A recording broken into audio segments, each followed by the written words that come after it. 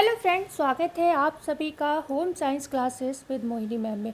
बात करेंगे कल के धरना प्रदर्शन की, जो कि 29 तारीख को हुआ था इलाहाबाद में।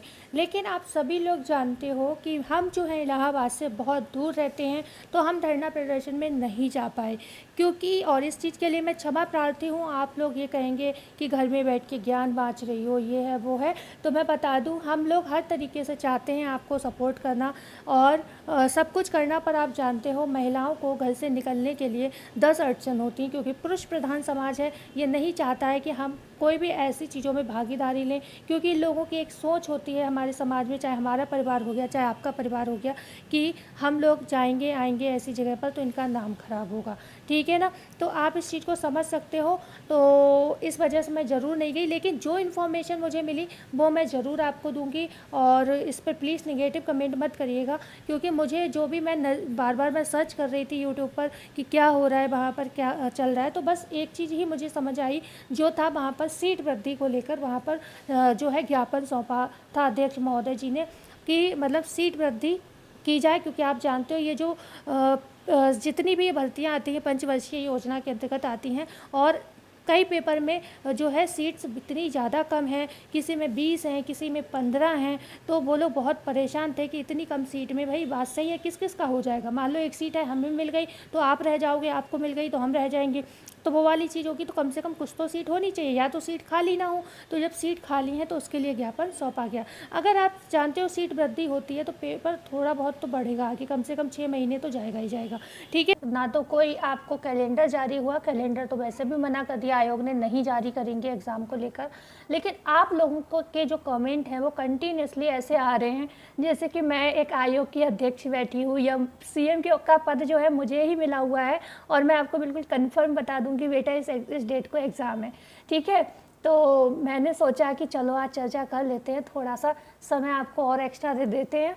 तो मैं आपको एक चीज़ बताना चाहूँगी प्यारे बच्चों, पेपर अगर माना अभी आपका दिसंबर है आने वाला, मतलब दिसंबर का, सॉरी, अगर पेपर की बात करें, जैसा कि आपको कहा गया कि दिसंबर में हो जाएगा पेपर।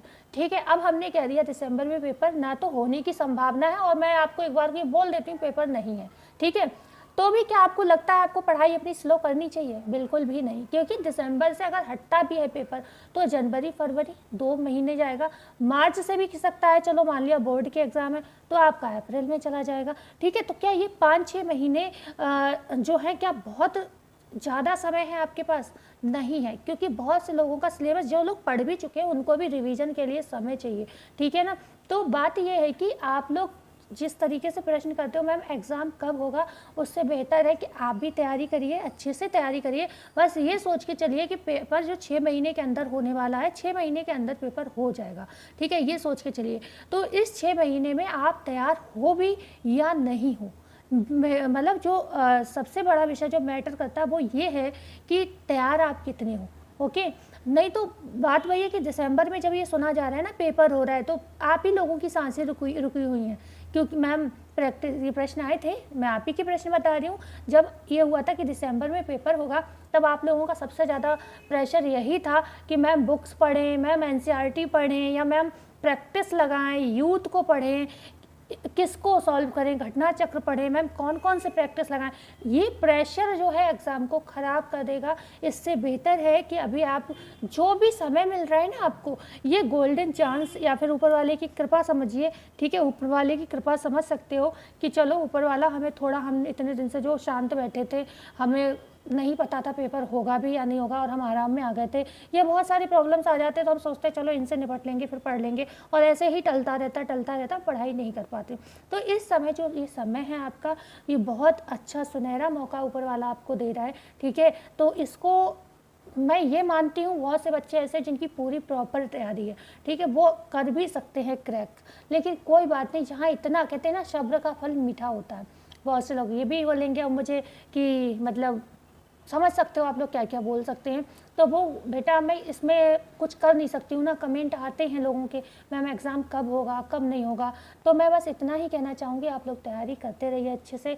टाइम को जितना ज़्यादा बढ़ा सकते हो पढ़ाई में बढ़ाइए, प्रैक्टिस करिए। सबसे पहले आप रीडिंग करिए, जो चीज़ें आपने पढ़ी हैं उनका रिवीजन करिए, फिर उनको मतलब रिवीजन करने के बाद सॉल्व करने की कोशिश करिए खुद से। और भी टाइम बच रहा है तो आप खुद से प्रश्न निकालिए, क्योंकि PYQs तो 20-30% सुना जाता है, रिपीट होता ही होता है। तो लेकिन कुछ नए प्रश्न भी तो आते हैं, तो PYQs के अलावा आप प्रश्न निकालने की बुक से आप एक नोटबुक आप शॉर्ट नोट की तरह यूज़ करिए, उसमें छोटा सा क्वेश्चन बनाया, उसके आगे आंसर करके आप हर सब्जेक्ट जो भी आपके टॉपिक हैं, जो भी आपकी मतलब जो भी आपकी ब्रांचेस हैं, जहाँ जहाँ से आपके एग्जाम में प्रश्न पूछे जाते हैं, वहाँ से आप अपना शॉर्ट नोट में क्वेश्चन आए एक तैयार कर लीजिए, जिससे लास्ट समय में आपको दिक्कत ही ना हो। आप बस जल्दी जल्दी उसको पढ़ो, आपको ये डर ना रह जाए। होता है ना लास्ट समय कि ये भी पढ़ लो, ये भी पढ़ लो, ये भी पढ़ लो, उससे बेहतर है आपके पास एक अच्छा शॉर्ट नोट हो, आप उसको पढ़ लो। देखो, जो मेरे पास अनुभव है, जो मेरे पास एक्सपीरियंस है, मैं आपसे शेयर कर सकती हूँ, इससे ज़्यादा मैं बोलूँगी नहीं, ठीक है, क्योंकि समय आपका भी अनमोल है, समय मेरा भी अनमोल है, और यही समय अगर बेकार चला गया तो सब कुछ बर्बाद हो जाएगा। तो मिलते हैं कल नई वीडियो में। ऐसे ही तैयारी करते रहिए, आगे बढ़ने की कोशिश करती रहिए। एग्ज़ाम जब भी होगा मैं आपको सबसे पहले बताने की कोशिश करूँगी। तो बस जाते जाते हमारे लिए थोड़ा सा प्यार अपना दे जाइएगा, चैनल को शेयर कर दीजिएगा, सब्सक्राइब एंड लाइक अवश्य करिएगा। मिलते हैं कल, धन्यवाद।